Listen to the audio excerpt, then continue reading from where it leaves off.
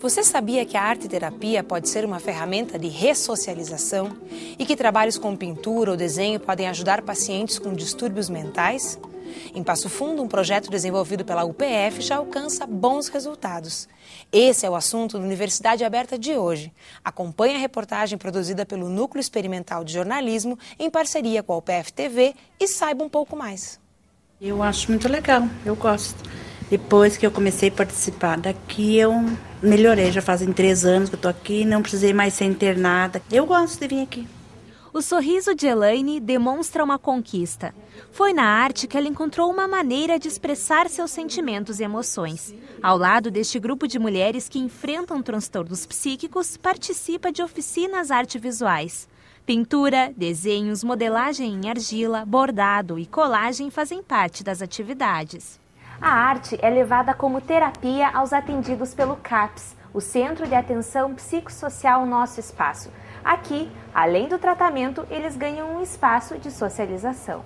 Você trabalhando com um paciente que está em sofrimento psíquico grave, conseguindo trabalhar a autoestima, conseguindo trabalhar ele no sentido dele se sentir capaz, dele trocar ideia com o colega que está ali do lado, fazendo um trabalho semelhante. Para analisar as contribuições da arte no tratamento desses pacientes, um estudo é desenvolvido pela Universidade de Passo Fundo. O trabalho é multidisciplinar e une professores e alunos de artes visuais, pós-graduação em arte-terapia e do mestrado em educação. Nós queríamos saber o que significava para os usuários do CAPS participar de oficinas de educação estética que envolvessem atividades de arte-terapia. Se isto trazia alguma contribuição, se isto provocava alguma transformação pessoal, enfim, qual seria a importância disto para estas pessoas? A pesquisa é baseada na análise dos materiais produzidos nas oficinas. Por meio de diferentes linguagens, o estudo considera o desenvolvimento sensorial, emocional e intuitivo dos participantes. Nós chegamos a 3 dimensões no trabalho, que se trata do cuidado de si, né, de viver em paz consigo mesmas, do cuidado com o outro e do cuidado com o universo, né? E um dos tópicos principais da pesquisa foi o destaque da espiritualidade. Desenvolver atividades que te possibilitem expressar emoções e transcender nesse sentido, devolve a elas a possibilidade de ter uma esperança de convívio social. Quase no final dos encontros elas apareciam mais bonitas, mais arrumadas, usando batonzinho, brincos. A pesquisa começou há 3 anos e os resultados já são visíveis. Um olhar para o sofrimento psíquico. Foi a oportunidade que ele teve de expressar seus sentimentos através da arte. A partir das observações, o grupo vai ampliar o trabalho e levar as atividades a outros espaços de sociabilidade. Fazer trabalho com jornal, agora tem aprendendo as pinturas. O contato afetivo, o respeito mútuo que acontece no decorrer da pesquisa faz com que os pesquisadores se envolvam. Então, o crescimento pessoal é grande, o crescimento profissional também.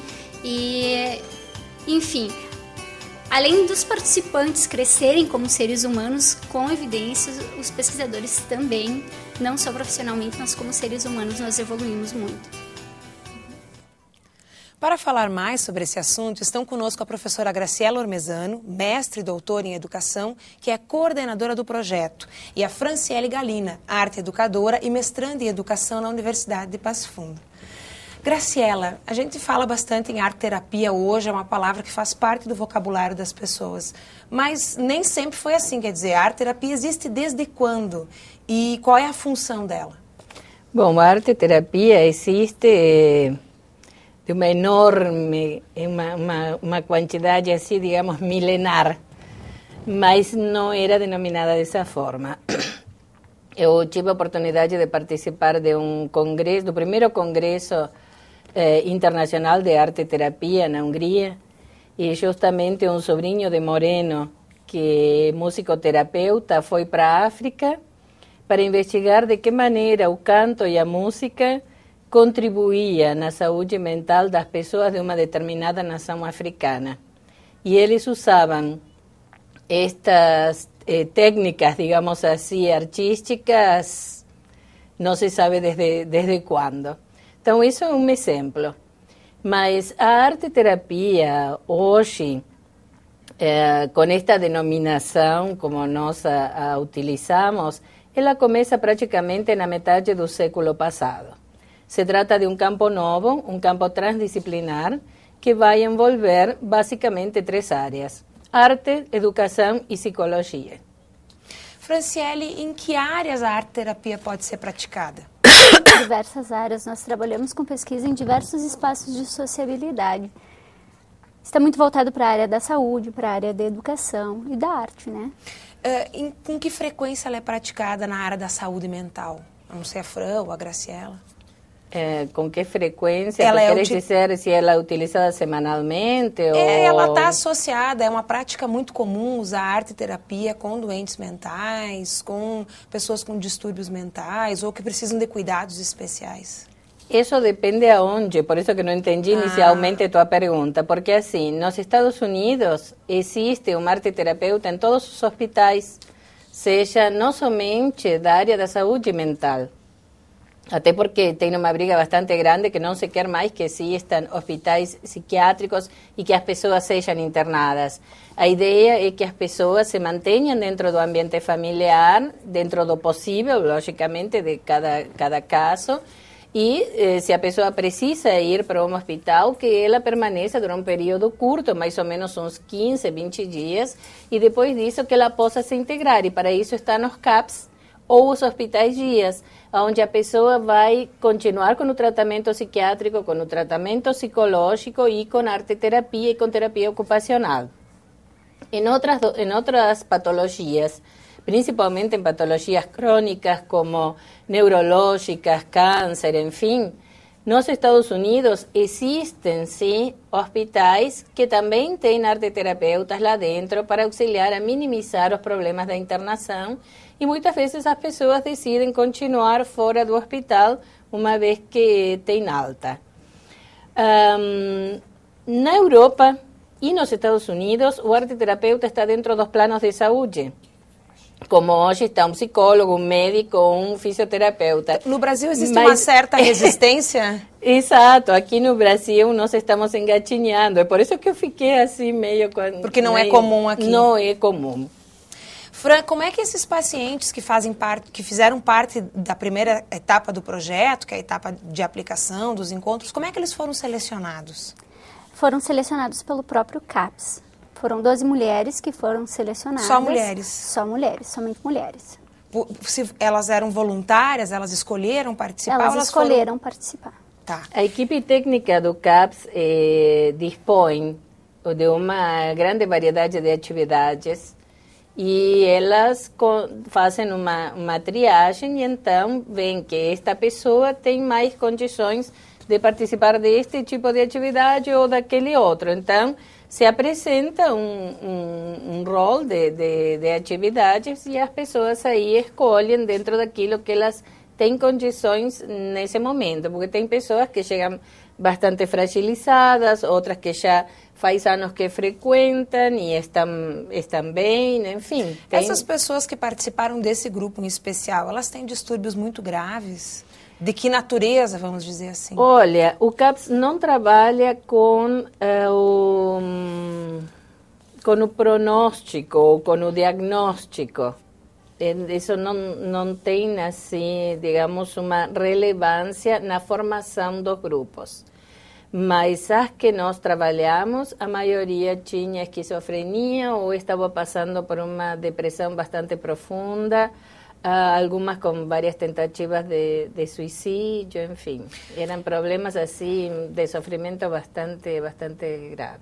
Vocês fizeram alguns encontros, né? Mas o projeto ele continua acontecendo mesmo que vocês estejam na fase de análise do material. As reuniões nós já concluímos. Já concluíram. Concluiu no início deste ano. Em fevereiro nós conseguimos encerrar, entregamos já o o relatório e já enviamos para publicação. Mas o Centro de Atendimento Psicossocial aqui em Passo Fundo continua desenvolvendo as oficinas? Sim, mas não necessariamente conosco, são outras pessoas, tem alunos do curso de especialização em arte-terapia que têm participado, em outros momentos participaram alunos do curso de artes visuais, mas que fazem parte do meu grupo de pesquisa, enfim, então as pessoas vão mudando, né? E vai tendo diferentes pessoas que fazem esse trabalho. Fran, para o nosso telespectador entender o processo de construção do projeto, na prática, como aconteceu? Depois que vocês fizeram a revisão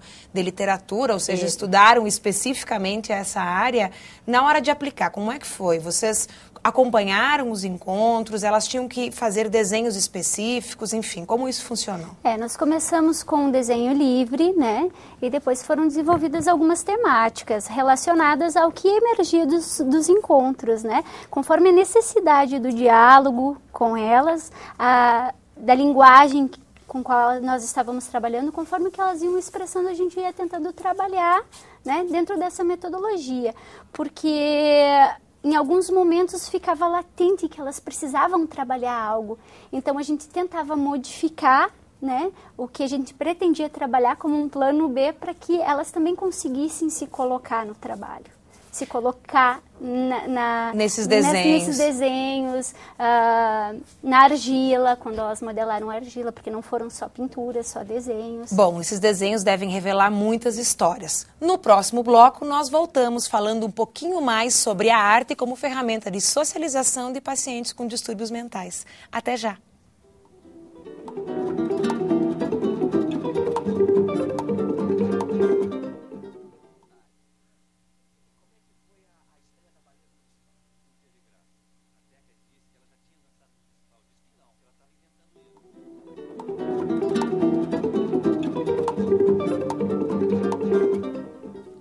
A arte pode ser uma ferramenta importante para a socialização.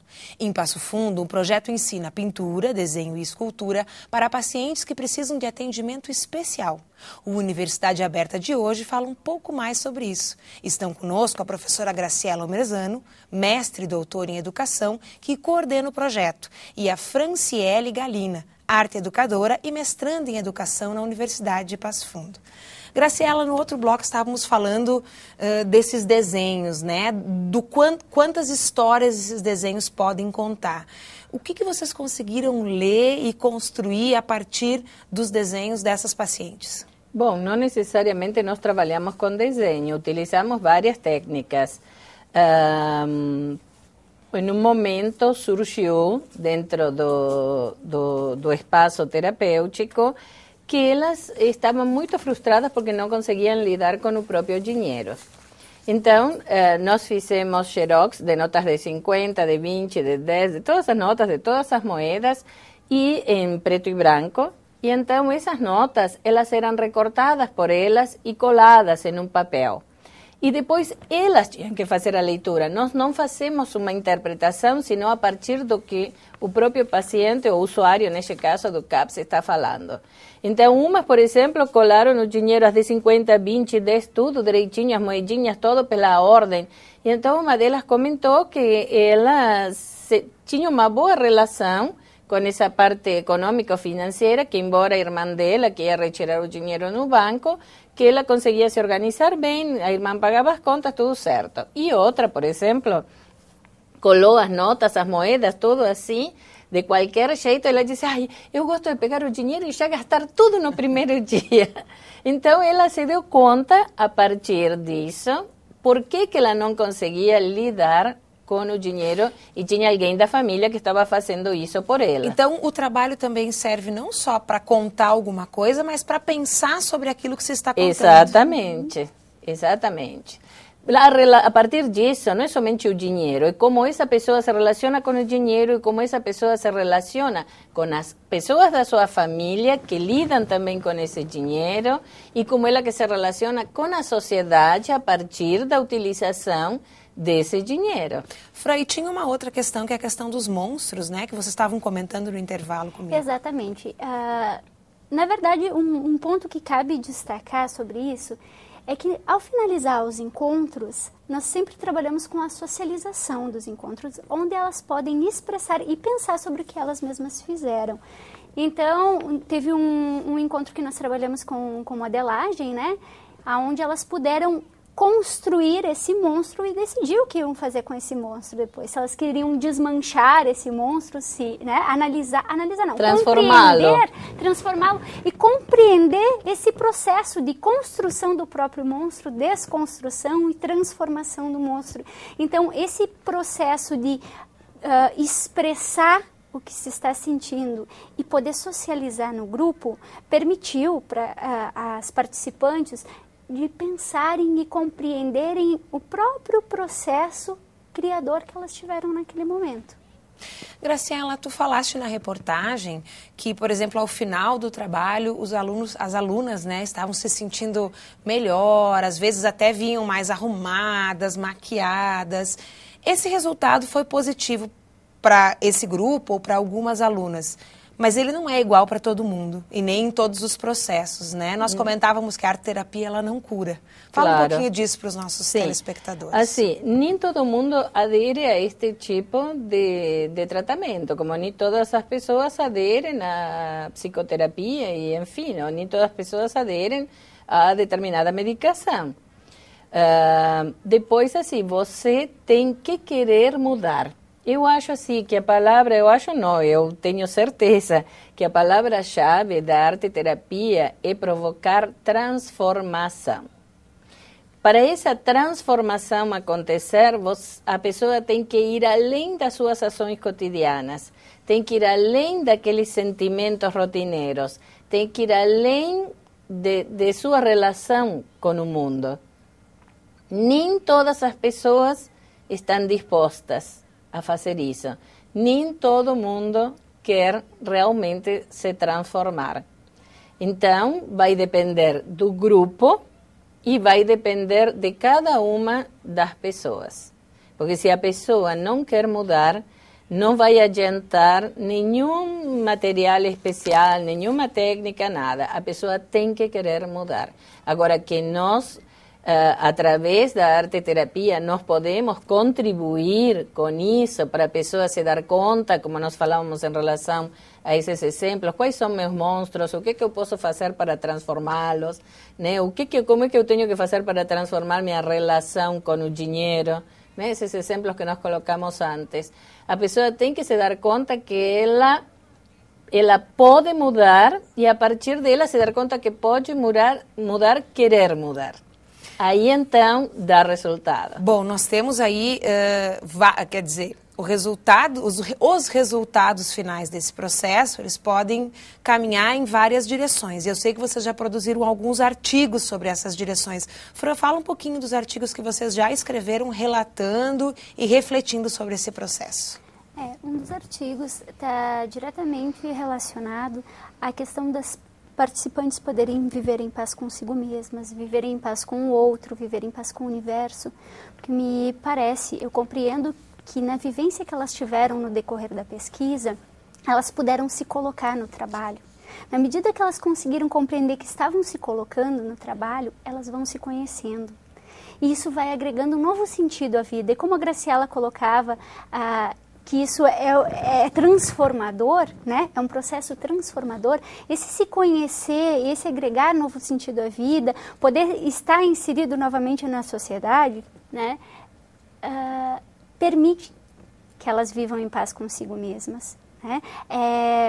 Voltou muito para a espiritualidade em nossas oficinas, porque elas contribuem para que esses sujeitos tenham esperança de novamente se inserirem na sociedade. Então, viver em paz consigo mesmas, viver em paz com o outro, viver em paz com esse universo, com essa sociedade, é fundamental. As crenças, a fé, né, são muito importantes para estes grupos. Não é algo que nós incentivamos, mas nós percebemos que isso era importante. Então, como em todas as religiões, é necessário que para se fazer um ritual tenha os 4 elementos básicos da matéria, que são o fogo, a água, a terra e o ar. Nós dedicamos 4 encontros para cada um desses elementos. Então, no dia que nós trabalhamos com fogo, elas queimaram o giz de cera em cima de uma vela e aí desenharam com isso. No dia que nós trabalhávamos com ar, elas sopraram nanquim e depois sopraram purpurina. Enfim, quando trabalhávamos com água, trabalhamos com a técnica de aguada. Enfim, ao trabalhar com a terra foi quando nós fizemos isso que a Franciele falou, da modelagem em argila. Então, a gente tentou sempre pensar a atividade a partir daquilo que o grupo apresentava como uma necessidade. Graciela, nós falamos em arte-terapia, mas tem uma outra palavra que está associada à arte-terapia, que é duas, na verdade, que é a educação estética, né? A gente pensa em educação estética e a gente está falando de um caso específico, mas eu fico imaginando que a educação estética ela deveria estar presente na formação de todo o sujeito, né? Como é que essas duas coisas se relacionam? Arte-terapia e educação estética. Bom, educação estética é justamente essa palavra que tu acabaste de dizer, formação. Então, nós tentamos juntar a formação da educação estética com a transformação da arte-terapia. A formação seria o despertar de uma sensibilidade para a arte? Sim, exatamente. Né? A pessoa, nós utilizamos todos os sentidos, né? O ouvido, porque nós colocamos música, o gesto, porque nós fazemos atividades de expressão corporal ou de dança, depois vai depender do grupo. Muito a imagem, ou seja, o visual está muito presente. E nós primeiro fazemos, então, um momento de sensibilização, depois a atividade estética propriamente dita e depois o momento da socialização. E como a ideia da educação estética é que a pessoa possa realmente se encontrar melhor situado dentro da sociedade, por isso que é um espaço de educação, porque faz com que as pessoas possam se sentir integradas, não somente a sociedade, como a cultura e a natureza, que elas se sintam fazendo parte disso, e não como algo Fico separado. chateada porque o nosso tempo está acabando e é tão bom falar sobre arte, né? O Universidade Aberta de hoje fica por aqui. Mas na semana que vem voltamos para trazer mais novidades sobre as pesquisas realizadas na UPF. Até lá!